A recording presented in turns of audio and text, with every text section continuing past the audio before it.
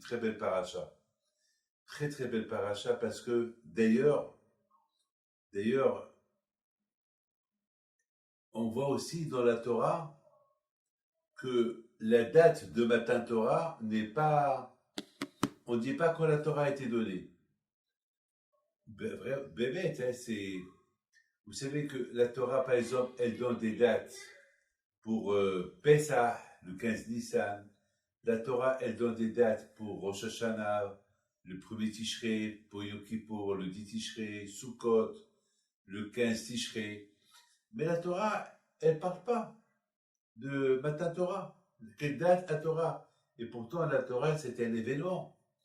D'ailleurs, Hachem, il a créé le monde pour la Torah. Hachem, il a fait sortir les Juifs uniquement pour leur donner la Torah. Et la Torah, elle ne donne pas de date. La Torah ne donne pas de date.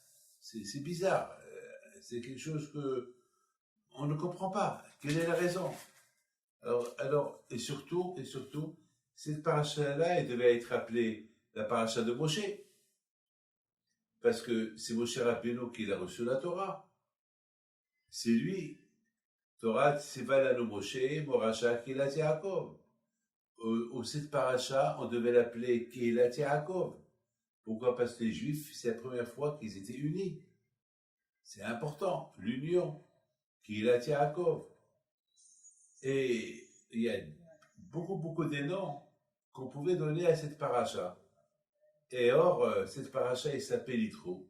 Et en plus, Yitro, c'était le Kohen Midian. Yitro, c'était un goy. C'est bizarre. C'est vrai, il a donné sa fille à Moshe Rabbeinu. Mais quand même, Yitro, c'est pas Machéo. Il y a eu beaucoup de convertis. Il y a un Kélos qui s'est converti. Il y a beaucoup de tzadikim qui se sont convertis. Il y a Rabbi Akiva, son grand-père était un goy. Attends, mais c'est pas... Le judaïsme, il a commencé par Israël. Tous ceux qui se sont convertis plus tard, ils ont un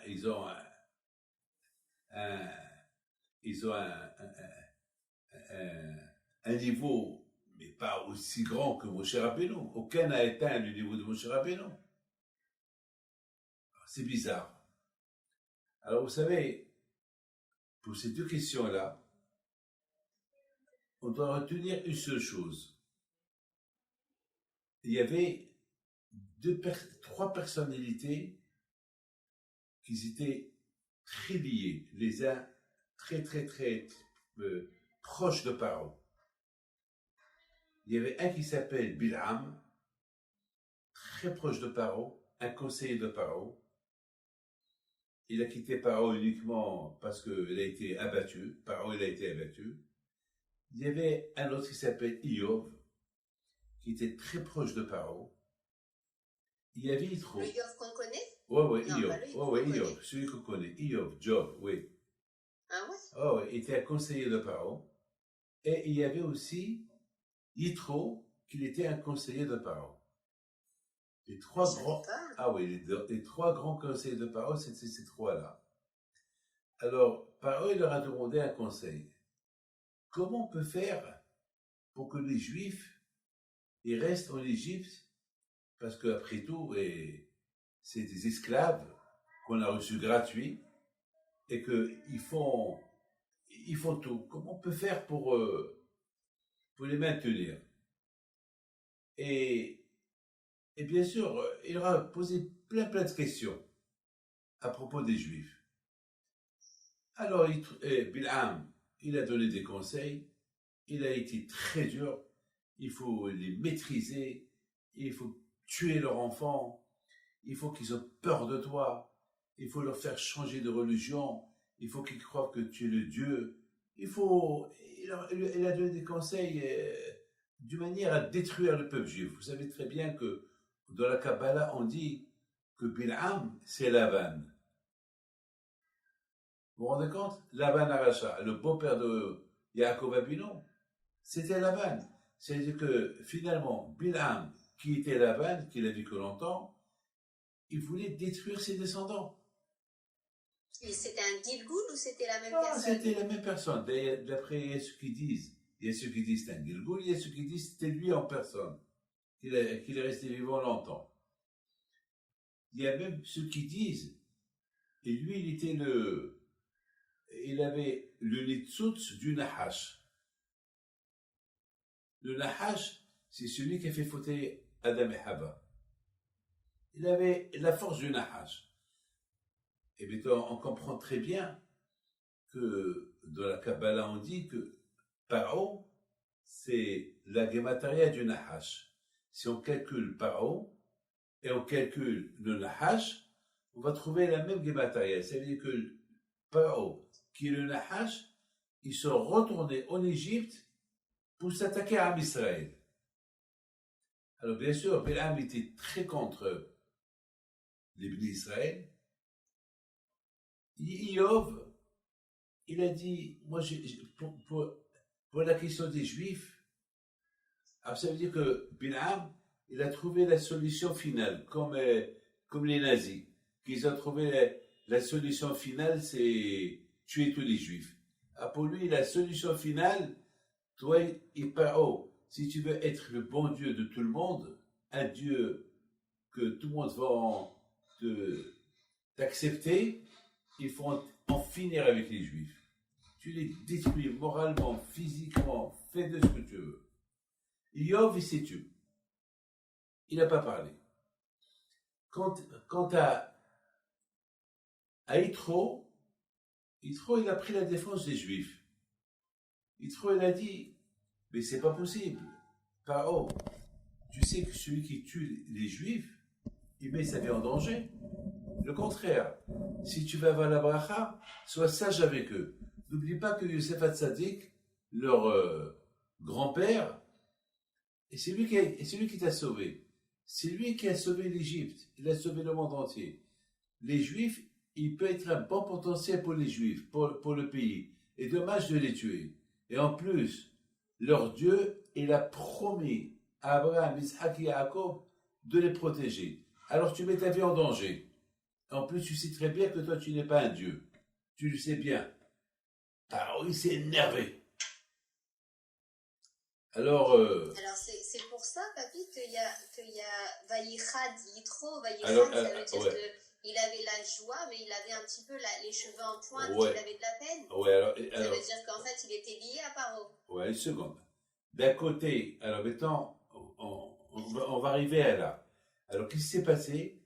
Il s'est passé que Paro, il s'est mis en colère, il s'est levé, il est parti.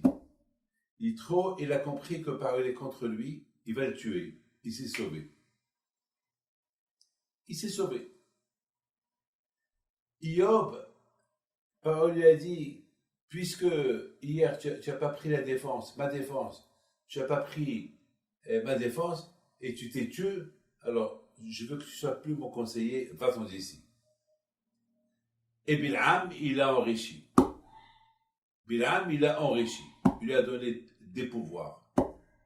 Et c'est pour ça que Bilham est devenu un grand sorcier, parce qu'ils lui ont appris la sorcellerie, la magie égyptienne, il lui a appris. Et c'est pour ça que Bilham est devenu un grand sorcier. Alors voilà. Maintenant, Akadosh Baruch Hu était tellement heureux et fier de Yitro, de la façon comment il a parlé de Am Israël. Alors, Yitro, Hachem il a dit, toi Yitro, puisque tu as pris la défense de Am Israël, que je vais leur donner la Torah, alors lorsque je vais donner la Torah à Am Israël, la Torah, elle va être appelée ton nom. La Torah, elle sera en ton nom parce que tu as pris la défense, tu as pris ma défense, tu as pris la défense d'Abraham, Isaac et Jacob, tu as pris la défense des Bnei Israël, alors que toi, tu t'appelles Yitro, alors que toi, tu es un prêtre, alors que toi, tu n'es pas juif, alors que toi, tu es Obed Abodazara.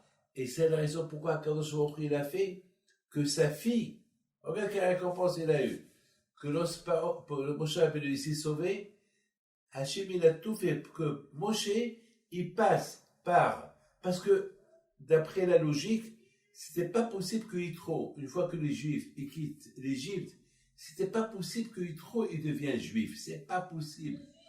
Pourquoi? Parce qu'Yitro, quand même, il avait une place à haut niveau. Il représentait tous les dieux de la région. Donc, c'est pas possible. Il y a aussi le kavod. Donc, il y a beaucoup de gens, malheureusement, qui vont être croyants, mais ils ne vont pas respecter Shabbat. C'est pas qu'ils ne croient pas en Dieu. Moi, je connais plein de juifs qui viennent à la synagogue le Shabbat et qui font Torah et Mitzvot, mais la petite cigarette du Shabbat, ils vont la fumer. Alors, comment tu expliques ça? Ils vont aller à des Hiloulot. Je connais même quelqu'un qui va à un Hiloulot d'un grand sadique, il va très loin, une fois qu'il a bien mangé le Shabbat, il va loin, il fume sa cigarette. Ah, comment tu expliques ça? Comment tu expliques? Il y a beaucoup de gens qui savent ce qu'ils pensent. Il y a beaucoup de gens, malheureusement, il y a aujourd'hui ce qu'on appelle je suis traditionnaliste. Il y a beaucoup de gens qui disent je suis traditionnaliste. C'est quoi traditionnaliste? Ce qu'ils ont vu leurs parents faire. Ça veut dire que eux, ils n'ont pas bâti la religion, eux. C'est-à-dire, ils font ce qu'on leur a appris de faire. C'est comme une photocopie. C'est pas l'original. C'est quoi l'original? C'est que je me travaille sur moi pour être un bon juif. C'est ça, je deviens original. Je deviens original, c'est-à-dire, je fais pas la photocopie. C'est-à-dire, je vois celui-là, parce que mes parents, ils ont fait la religion comme qu'ils ont fait. Alors celui qui fait, celui qui copie ce que ses parents ils ont fait, ça va rien sortir de lui. Il va rien sortir de lui. Il sera toujours wallo. Pourquoi? Parce que le judaïsme, il demande Moussif ve'olé. Il faut toujours ajouter. C'est comme tu prends l'échelle et tu montes les escaliers de l'échelle. Tu montes. C'est pas, tu montes le premier escalier et tu restes là-bas. Alors, il te reste tout. Alors, vous savez, imaginez-vous lorsque vous faites vos placards. Hein? Vous avez des grands placards. Alors, les grands placards, vous n'avez pas qu'essuyer le premier rangé, parce que vous arrivez au premier, deuxième rangé. Il y a 4-5 rangées. Pour arriver là-bas, il faut un placard, il faut une chaise, il faut une échelle. Ceux qui font la peinture au plafond, comment voulez-vous qu'ils arrivent au plafond? Il faut une échelle. C'est ça la religion. La religion, c'est monter progressivement. Parce que tes parents, ils te donnent à un niveau. C'est tout. Il ne peut pas aller plus. Le reste, c'est toi. Donc, entre vous et moi, Paro, il avait un grand caveau, Paro. Donc, il était limité dans sa émouna à Kadosh Baruch Hu. Vous comprenez? Il était limité. Parce qu'il avait un problème. Il pouvait progresser s'il voulait. Mais de l'autre côté, il avait eu le Tzara du Kavod. Et le Tzara du Kavod, il l'empêchait. Alors qu'est-ce qu'il a fait? Mais Hachem, il a voulu le payer. Hachem, il a voulu le payer. Hachem, il a vu un potentiel en nitro. Est-ce que vous avez entendu parler de Hanoch? Oui. Alors Hanoch, lui, c'était un grand sadique. À l'époque de Hanoch, les gens, ils mouraient à l'âge de 900 ans, 800 ans, jusqu'à 1000 ans. Mais lui, il est mort à l'âge de 350 ans, à peu près. Alors tout le monde se pose la question, comment il est mort à l'âge de 350 ans? Il était jeune par rapport à ceux qui vivaient jusqu'à 900, 950 ans. Alors comment est-ce possible? Rashi répond que Hachem, il avait peur, parce que Hanoch était un grand sadique, il avait peur qu'il apprend, qu'il soit imprégné de la hashpa'a, de l'influence d'Hachem. Alors Hachem, il a dit, je préfère le prendre maintenant qu'il est sadique, qu'il devient rachat. Mais beaucoup des fois, malheureusement, on voit des gens, on ne peut pas accuser Hachem, pourquoi celui-là il est parti. Hachem, il a ses raisons. On ne comprend pas les raisons de Akash Baruch Hu. Alors Akash Baruch Hu, il a vu qu'il a un grand potentiel. Mais comment il va le tirer vers lui? Bien sûr, comment? Avec tout ce qu'il a fait, comment il va tirer? Parce qu'il a fait un Kiddush Hachem, il a risqué sa vie pour Hachem. Alors, il a une grande. Vous savez que Nebuchadnezzar, celui qui a détruit Beth Amikdash, il était un Eved. il était le serviteur du roi de Babel. Et un jour, vous connaissez l'histoire que lorsque Hiskia était malade, il devait mourir, et il a fait une grande échouva, et Hiskia, Hachem, il a envoyé le prophète Ishaïa chez Hiskia pour lui dire, j'ai écouté ta prière, et je vais t'ajouter 15 ans dans ta vie. Alors maintenant, Hiskia était content, mais Hiskia, il a dit à Ishaïa, le prophète, quelle preuve j'ai que Hachem m'a ajouté 15 ans dans ma vie? Quelle preuve? Il a dit, demande-moi la preuve et je te la donne. Je demande à Hachem et il te la donne. Alors tu sais qu'avant, il n'y avait pas de montre, hein? Il n'y avait pas de montre avant. Il n'y avait pas... Avant, il y avait des... Comment ça s'appelle? Avant, il y avait des comment ça s'appelle? Dans le Beth Amikdash, il y avait un grand mur, et ils avaient des murs, il y avait des traits dans le mur. Et selon l'ombre du soleil, on pouvait savoir à quelle heure il est. Le soleil, parce que le soleil bouge. Alors, lorsque l'ombre, il était en bas, alors c'est 8 heures, il monte, c'est 8 heures. Lorsqu'il est à numéro 6, il est midi. Alors, vous comprenez, c'est comme ça qu'il savait avant. Il savait avant comme ça. Alors, qu'est-ce qu'il a dit? Il a dit, pour que je croie que Hachem m'a ajouté 15 ans, je veux que le soleil, il monte, il descend à 15 ma'alot. 15, ça veut dire retourner 15 heures en arrière. Et c'est pour imaginez-vous que maintenant, il est midi ici en Israël. Imaginez-vous que les aiguilles de ma montre, ils vont faire demi-tour jusqu'à 3 heures hier de l'après-midi. Ah oui, c'est ça, hein? Eh ben, c'est ce qui s'est passé. Et lorsque ça s'est passé, alors, on a perdu une nuit. Le roi, il dormait. Il se réveille, il voit à peine le matin. Il a commencé à s'énerver. Qu'est-ce qui se passe? Vous m'avez laissé dormir. Et j'avais des rendez-vous. Ils lui ont dit, Majesté, ne t'énerve pas. Parce que là-bas, il y avait un prophète, à Babel. Ne t'énerve pas. Hachem, il a fait un miracle avec Hiskia. Parce que là-bas aussi, les gens, personne n'a compris dans le monde. Mais à Babel, il y avait un prophète. Et le prophète, il leur a dit, n'aie pas peur. Il a commencé à raconter par prophétie tout ce qui s'est passé. Alors le roi, il a dit, ah bon? C'est ça le Dieu des Juifs? Alors il a dit, il faut écrire une lettre tout de suite au roi Hiskia et dites-lui, salut pour toi Hiskia, salut pour Jérusalem et salut pour votre Dieu, qu'il a fait avec vous ce grand miracle. Et il a scellé la lettre, il l'a donnée à Nebuchadnezzar pour prendre la route, pour la prendre à Jérusalem. Alors, Nebuchadnezzar, il a avancé, il a pris la lettre. Non, pardon, c'est quelqu'un qui a pris la lettre pour aller à Jérusalem, et Nebuchadnezzar, il a fait 3 pas. Il a dit stop, stop, stop. Il lui a pris la lettre. Le roi, il s'est énervé. Coupez-lui la tête. Majesté, il faut que je vous dise une chose. Vous avez fait une erreur là. Vous voulez donner des éloges à Dieu de Hiskia, qu'il a sauvé sa vie.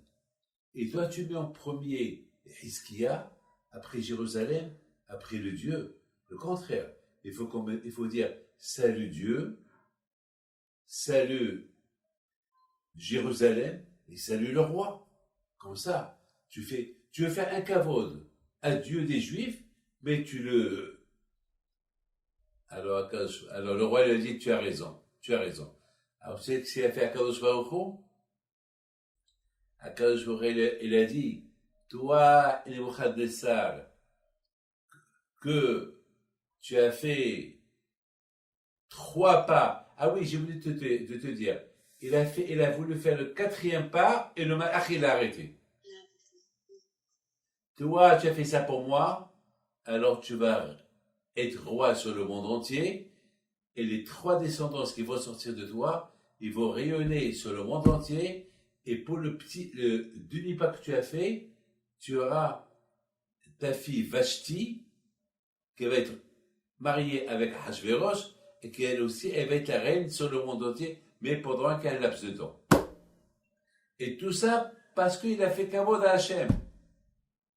Alors comment il trop qu'il a fait ce grand kavod à Kashvaro, comment le bon Dieu ne va pas lui faire donner un kavod? Qu'est-ce qu'il méritait trop? Lui qui a risqué sa vie, lui qui a parlé du bien sur Am Israël, lui qui a parlé du bien sur Akadosh Baruch Hu. Alors Akadosh Baruch Hu, il a fait que Moshe, lorsqu'il était perdu, il s'est sauvé parce qu'il était accusé de meurtre. Il retourne vers l'Égypte. Maintenant, il avait peut-être 60 ans. Il s'est arrêté à Midian. Il a vu les bergers qui se disputaient avec Tzipora. Il a protégé Tzipora. Et lorsqu'il a vu que Moshe a risqué sa vie pour Tzipora et ses autres filles, il lui a donné sa fille. Alors regarde maintenant comment il a fait, et bien sûr pendant les 10-15 ans que Moshe Rabbeinu il est resté avec Yitro, ils ont parlé de Akadosh Baruch Hu. Alors là, Yitro, il a commencé à voir Bémet la vraie réalité, que toute l'idolâtrie, c'est du bidon, c'est rien du tout.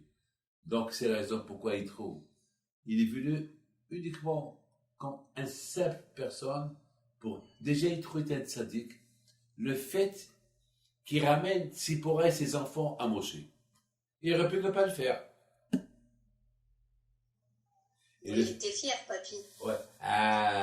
Le fait qu'il a fait, c'est que Bémet, il a voulu vraiment se convertir. Vraiment, il a voulu se convertir. Donc, c'est la raison pourquoi Yitro, il a eu ce grand kakash, il l'a récompensé, il a donné une paracha. Toi, tu as sauvé les Juifs pour recevoir la Torah, alors c'est toi qui va être la paracha de Matan Torah, elle va être appelée sur ton nom. Lorsque quelqu'un fait un service à Akadosh Baruch Hu, il n'oublie pas de le récompenser. Et là, regarde, Nebuchadnezzar, pour 3 pas et demi qu'il a fait, la récompense que Akadosh Baruch Hu lui a donnée. Et Yitro, c'est pas que Yitro, il a risqué sa vie. Yitro, il a défendu Am Israël. Yitro, il a défendu la Torah. Et en plus de ça, Yitro, il a donné un conseil à Moshe Rabbeinu. Comment gérer les Juifs? Comment juger les Juifs? Est-ce que Moshe Rabbeinu ne connaissait pas ça? Vadaï, Moshe Rabbeinu connaissait. Donc déjà le fait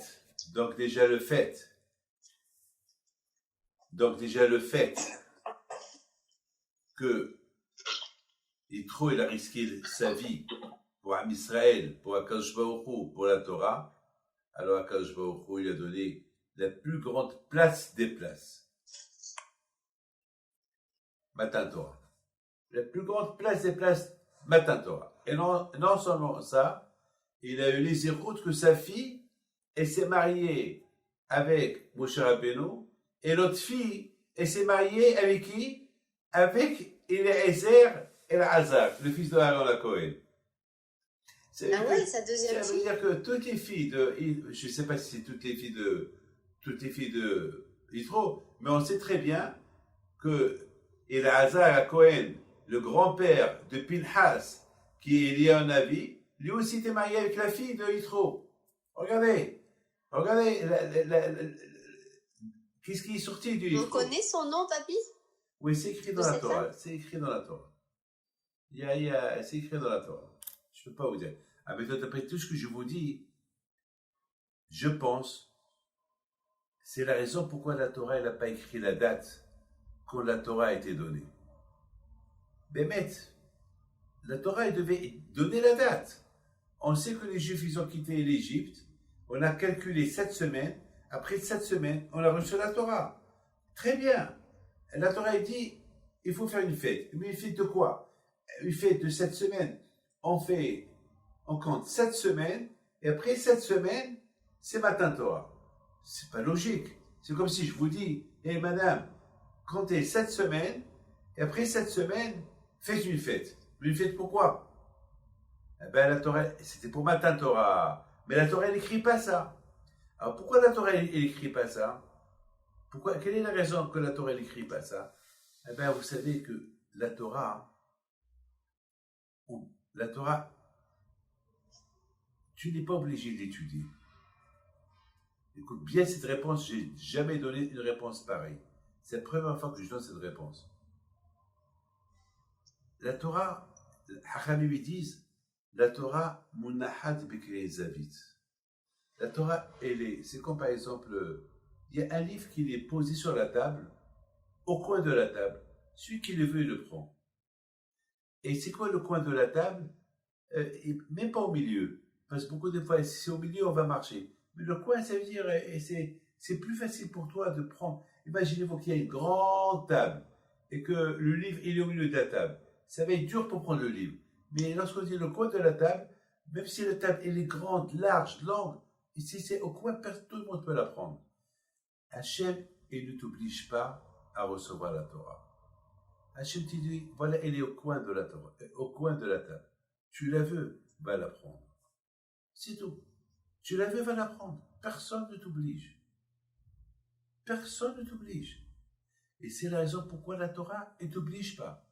Par exemple, Pessah, on t'oblige à le faire. Shabbat, on t'oblige à le faire. Rosh Hashanah, on t'oblige à le faire. Kippour, on t'oblige à le faire. Sukkot, on t'oblige à le faire. Même Hanouka, que c'est Hachamim qui ont instauré Hanouka, on t'oblige à la faire. Même Purim, c'est pas écrit dans la Torah, on t'oblige à. Mais dans la Torah, c'est pas écrit. Tu es obligé d'étudier la Torah. La Torah, elle est là. C'est la raison pourquoi la Torah ne t'a pas donné de date qu'elle a été donnée.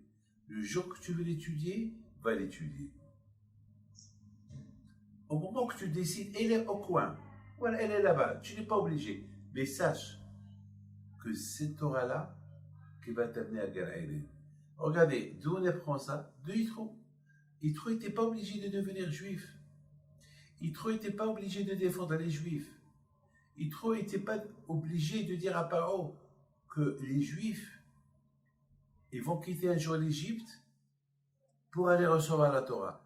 Pourquoi mettre sa vie en danger? Il n'était pas obligé de faire tout ça. Lorsqu'Yitro il est retourné à Midian, avec toute cette sorcellerie qu'il a appris de l'Égypte, avec toutes les méthodes, même qui respectaient le bon Dieu, mais pour faire la parnassa. Il veut faire la parnassa. Il veut faire la parnassa. Il n'était pas obligé.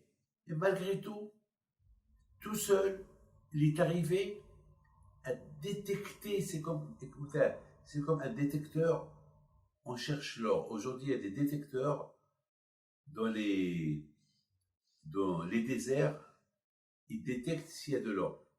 Ils sentent qu'il y a de l'or, mais il n'y a pas de grande quantité. Alors, ils ne vont pas dépenser beaucoup d'argent pour 1 kilo, 2 kilos. Ils cherchent dans les grottes avec les détecteurs où il y a des grosses quantités d'or.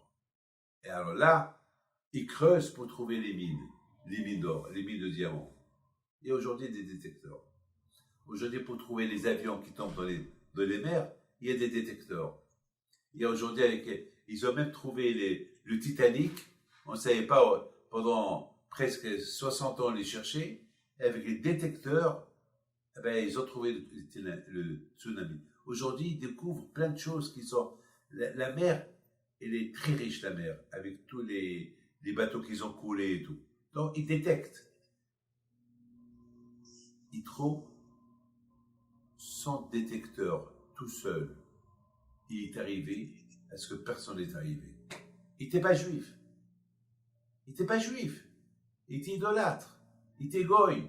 Il était, comme la Gemara dit, Omed vers Moshe Olam, il avait une grande Ma'ala Yitro. Et tout seul, il a découvert Akadosh Baruch Hu. Tout seul, sans que personne l'aide. Personne l'aide. Alors la Torah lui a donné un cadeau. Lequel? Eh bien toi qui as découvert Hachem tout seul, alors on va donner la Torah à ton nom. Matan Torah à ton nom. Oui, Toi, mais après, on voit qu'il part. Il est parti où après? il est parti pour convertir sa famille. Il est retourné pour aller chercher sa famille. Et après, il est rentré avec eux en Israël. Ils lui ont donné Jéricho. Jéricho, c'est là-bas où la famille d'Yitro, ils sont installés. Donc maintenant, on voit qu'Akadosh Baruch Hu, et en plus, Akadosh Baruch Hu, vous savez qu'Akadosh Baruch Hu, pour faciliter la tâche d'Yitro, il a fait que Tzipora, elle rencontre Moshe, ils se sont mariés, et voilà, ils ont eu 2 enfants. Eh ben, il les a accompagnés, et voilà. Ce qui est impressionnant dans la Torah cette semaine, on voit que Yitro, il a fait une grande séouda au Bnei Israël. Pour faire une séouda, c'est-à-dire, vous vous rendez compte, il a fait une séouda à 600 000 juifs. Alors ça veut dire qu'il est venu avec des milliers d'animaux. Il est venu dans l'intention de faire une séouda à Kadosh Baruch Hu. Il était content trop. Mais de l'autre côté, il avait de la peine pour tout ce qui s'est passé aux Égyptiens. Alors moi, je me suis posé une question. C'est pas possible. Comme au lieu qu'il soit content, il avait de la peine. Attends, quand même, Pharaon, il a voulu le tuer. Comment il a eu de la peine pour eux avec tout ce qui s'est passé, il a eu de la peine. Mais c'est une vraie ma'ala, ça. Oui, mais il y a ceux qui disent qu'il a eu de la peine pour la mort. Il y a ceux qui disent que de là on apprend que quelqu'un qui se convertit, même qui se convertit, il a toujours un lien avec son passé. Il y a toujours un lien avec son passé. Et par exemple, s'il entend que les gens, lorsqu'il entend comment ça s'appelle, des non-juifs qui leur arrive quelque chose, il a de la peine. Mais moi, je vais t'expliquer comme ça. Il trouve la peine qu'il a eue comme moi, comme David Pinto. Je ne veux pas dire des noms, je n'ai pas le droit de dire des noms. Beaucoup de fois, j'ai de la peine pour la mort tragique de Saddam Hussein. J'ai beaucoup de la peine pour la mort tragique de Kadhafi, de la Libye. J'ai beaucoup de fois de la peine de certaines grandes personnalités qui étaient cruelles et j'ai eu de la peine. Je vous dis, j'ai eu de la peine pour Saddam Hussein. Pourquoi? Cette peine que j'ai, c'est dommage pour Saddam Hussein. Il était le roi, il avait des palais, il avait de tout. Sa méchanceté, il aurait pu l'utiliser pour la bonté. Pourquoi il l'a pas fait? C'est ça la peine que j'ai. Quand Kadhafi, il avait tout d'être heureux. Ils ont tout gâché, quoi. C'est pour encore un peu de kavod. Mais attends, mais tu avais tout le kavod. Non, encore un peu plus de kavod. Mais tu as tout.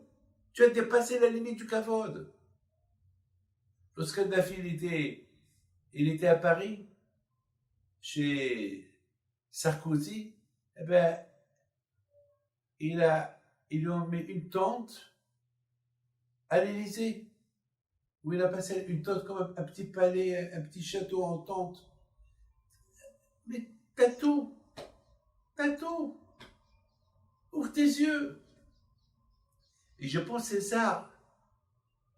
Yitro, il avait de la peine. Paro, mais tu avais tout. Tu étais le roi des rois. Tu avais tout pour être heureux. Pourquoi tu as tenu tête au bon Dieu? Pour qu'il t'arrive tout ce qui est arrivé. Il y a beaucoup de gens, malheureusement, qui ont tout de quoi être heureux, ils gâchent leur vie pour un plus. Et total, ils ne vont pas avoir ce plus-là. Ils ne vont pas l'avoir. Ben, quand je leur ai dit, vous avez débordé. Le verre a débordé. Ils perdent tout. Ben, maintenant, on a compris pourquoi la paracha s'appelle Yitro. Maintenant, on a compris pourquoi il ne s'est pas écrit la date quand la Torah a été donnée. Justement, votre date, c'est ma date. Pourquoi des fois, il y a des gens qui me disent Rabbi David, est-ce que vous pouvez nous donner un cours de Torah? Alors je leur dis, ben vous choisissez la date. Non, Rabbi David, non, votre date c'est la nôtre. Votre date c'est la nôtre. Alors la Torah aussi, il n'y a pas de date. Ta date à toi, eh ben c'est la date que tu as choisie. Eh ben c'est la date que tu vas étudier la Torah. N'oubliez pas que c'est ça le but. Le monde a été construit pour la Torah. Le monde a été construit pour la Torah. Donc, la Torah, elle a toujours existé. Adam, il a étudié. Noah, il a étudié. Hevel, il a étudié. Hanoch, il a étudié. Methushelah, il a étudié. Abraham, Isaac, Yaakov, ils l'ont étudié.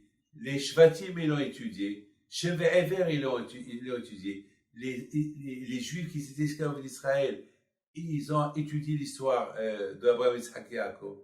Donc, c'est pas la peine de donner de date quand la Torah a été donnée, puisque la Torah, le but de la création, c'est la Torah. Donc, il n'y a pas de date. La Torah, elle existe depuis avant. D'ailleurs, c'est pour ça que la Torah, elle s'appelle Bereshit bara Elokim. Pourquoi la Torah, elle appelle Bereshit bara Elokim? Rashi, sur place, il dit Bereshit, c'est la Torah. Le monde a été créé dans la Torah, donc pour la Torah. Donc, la Torah, elle n'a pas de date. La Torah, elle existe tout le temps. C'est beau. Merci beaucoup. Maintenant, j'ai une autre question qui m'a interpellée, parce que tout est tellement propre et compté dans la Torah. Comment ça se fait qu'on dit tellement de fois Choten? Choten Moshe, on sait que c'est Choten Moshe. Choten Moshe une fois, Choten Moshe 2 fois, 3 fois, 4 fois. À chaque fois, on répète, il est Choten Moshe. Et oui. Qu'est-ce que tu veux nous apprendre par là? Il va y avoir Yitro, Choten Moshe. La Torah, elle ne sait pas combien donner des éloges à Yitro, comme je viens de vous expliquer.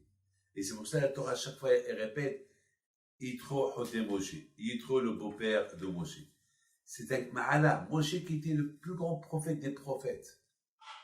Il était le roi des Juifs, le roi qui a abattu l'Égypte. C'est comme si on parle, les Avdil, comme si on dit quelqu'un qui est le beau-père de Napoléon, quelqu'un qui est le beau-père de Jules César, les Avdil. Ah, il a un kavod, les Avdil. Maintenant, regardez maintenant lorsqu'on parle de Rabbi Pinhas ben Yair, le beau-père de Rabbi Shimon bar Yochai. Waouh! Vous voyez, le mot, alors là, c'est encore plus.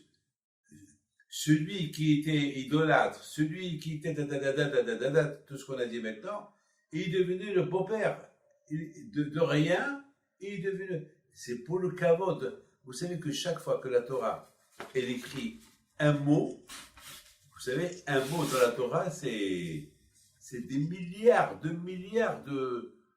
pirushim. La Torah, c'est de la Kabbalah, la Torah.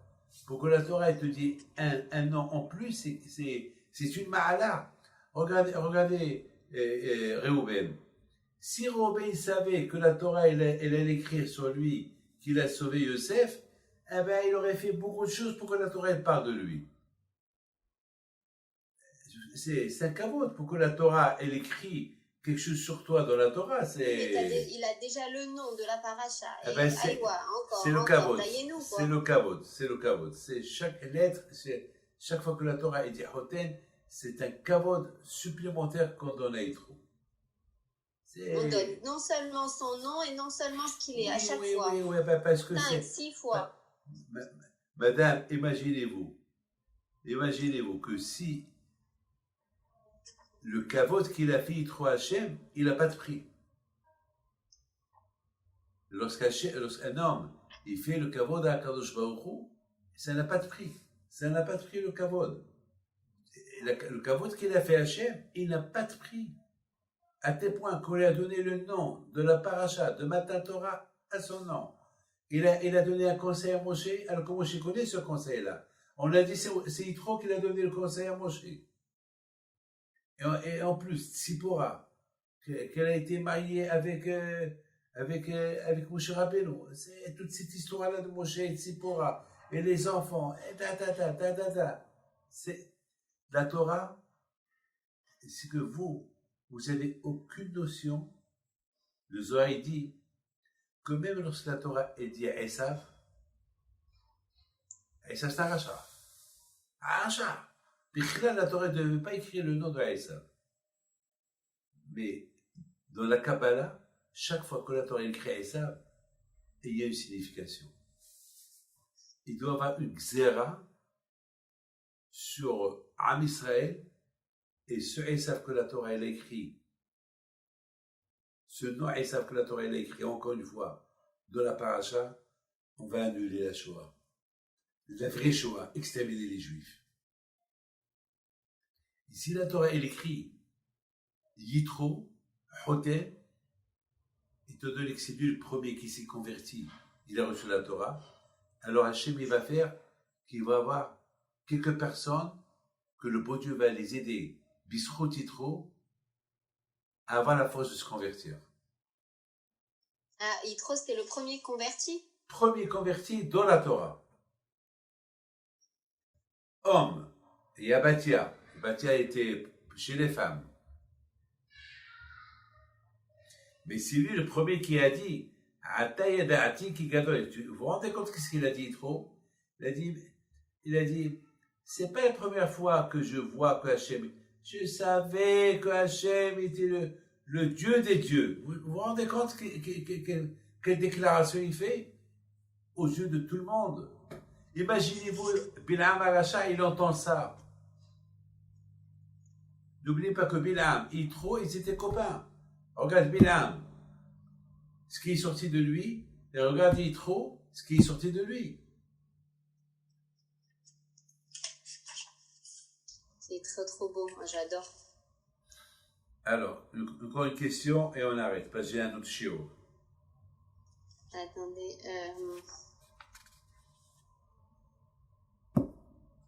oui, j'ai des questions, attendez.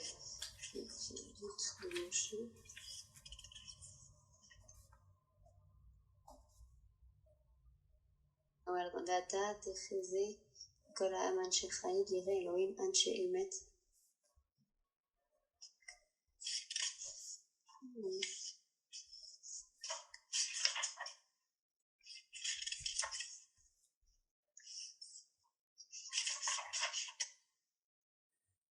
Oui, j'avais une question. Bon, il y en a plusieurs, mais je vais prendre la plus importante parce que j'en ai qu'une. ואתה אם שמוע תשמעו בקולי ושמרתם את בריתי וייתן מסגולה מכל הארץ כי לי כל הארץ. Alors moi, c'est bizarre parce que Akadosh Baruch Hu, il dit li kol haaretz, mais c'est limité à Haaretz. Il y a Haaretz, la mer, l'univers, l'espace.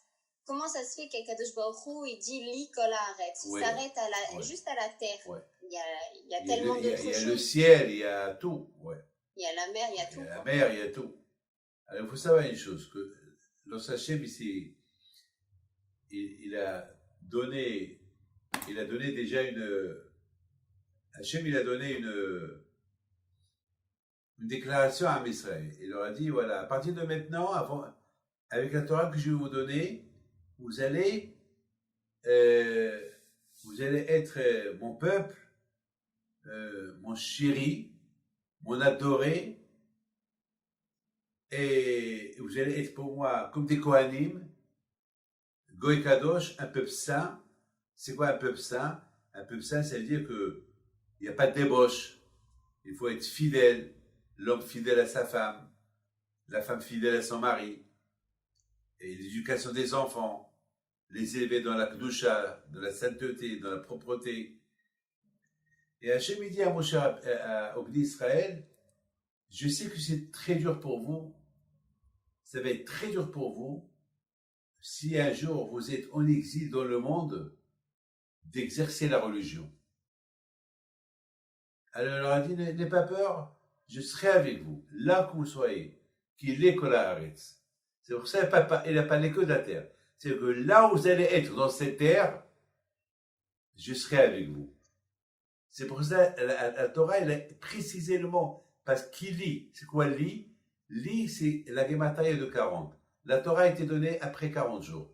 Ça veut dire que la Torah, vous pouvez l'exercer. Vous êtes en Angleterre, vous pouvez la faire. Vous êtes en Amérique, vous pouvez la faire. Pourquoi? Parce que toute la terre, elle m'appartient. Là, il ne parle pas du ciel. Là, il ne parle pas de la mer, parce que ce n'est pas dans la mer qu'ils vont vivre. Ce n'est pas dans le ciel qu'ils vont vivre. La Torah, c'est pour la faire ici. Torah lo b'shamayim. Vous savez, après 120 ans, tu ne peux pas dire je vais être juif là-haut. Tu peux être juif qu'en bas. Tu ne vas pas dire je vais étudier la Torah là-haut. Tu peux l'étudier qu'en bas. Rien qu'en bas. Pas arrête. C'est pour ça que la Torah, Hachem est très intelligent à Akadosh Baruch Hu. C'est une belle question que vous avez posée. Je n'ai jamais pensé à ça. Et Akadosh Baruch Hu, il a lu sur leur visage. Mais comment on va faire si on va être en exil, si on va être en Amérique, si on va être dans les pays qui ne sont pas des juifs? Hachem leur a dit qu'il lit quand arrête. Même là-bas, vous pouvez faire la Torah. Même là-bas, là où vous êtes, vous pouvez exercer la Torah. Baruch Hashem, le peuple juif, il était en Europe. Jusqu'à maintenant, il faut la Torah. Ils sont au Maghreb, il faut la Torah. Ils étudient la Torah. Ils sont en Amérique latine, en Amérique, il faut la Torah. En Asie, il faut la Torah. En Alaska, il faut la Torah. Il n'y a pas un endroit aujourd'hui où il n'y a pas la Torah. Parce que Hachem, il leur a dit, n'ayez pas peur. Là où vous êtes, n'ayez pas peur que vous allez avoir un obstacle. Parce que n'oubliez pas, parce qu'en Égypte, ils n'ont pas laissé étudier la Torah. Ils n'ont pas fait la religion. Alors les Juifs vont dire, alors il peut dire, vous ne faire comme l'Égypte. Non, c'est fini l'Égypte. Là où vous êtes, parce que je suis le propriétaire de la terre.